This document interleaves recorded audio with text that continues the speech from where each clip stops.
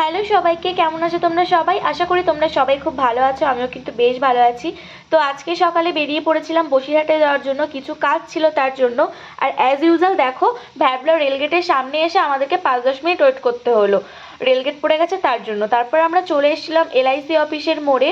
তো ওখানে আমাদের কিছু কাজ ছিল, সেই কাজগুলো মিটিয়ে এখন গাড়ি নিয়ে যাব সোনা হোটেলের দিকে। তো সোনা হোটেলে যেতে যেতে মনে পড়লো আমাদের বাড়ির টিভির রিমোটটা একদমই খারাপ হয়ে গেছে, তো সেটা কিনে নিলাম আরেকটা। তারপর চলে এলাম সোজা সোনা হোটেলে। আর ফার্স্টে ভেবেছিলাম যে সোনা হোটেলের রেস্টুরেন্টে বসবো ওপরে, কিন্তু যেহেতু দুপুরের টাইম একদম ফুলফিল ছিল রেস্টুরেন্টটা, তাই বাধ্য হয়ে আমাদেরকে নিচে বসতে হলো। তো ফার্স্টে নিয়েছিলাম কাবাব, তারপর নিয়েছিলাম গার্লিক নান, চিকেন কষা, আর দেবার্গো নিয়েছিল একটা মাটকা বিরিয়ানি, কোল্ড ড্রিঙ্কস, আর সাথে ছিল একটা ফ্রুট মকটেল। তো প্রায় আধা ঘন্টা বসে থাকার পর কিন্তু আমাদের অর্ডারগুলো এসছে। আর সোনা হোটেলের খাবার নিয়ে তো কোনো কথাই নেই, জাস্ট ওয়াও। আর বসিরহাটে যারা থাকো তাদের মধ্যে এমন তো কেউই নেই যারা সোনা হোটেলে এখনো পর্যন্ত যাওনি।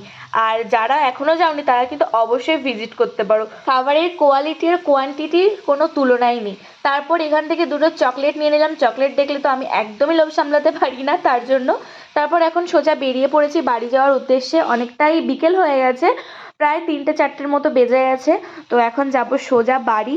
এখন নদী পার হচ্ছি, আর বাড়ি যেতে যেতে ভাবলাম যে একটু পার্লারে যাওয়া যাক, নয়তো বাড়ি থেকে আবার আসতে হবে। তো পার্লারে এসে জাস্ট আইব্রোটা প্লাক করে সোজা বাড়ি চলে গিয়েছিলাম।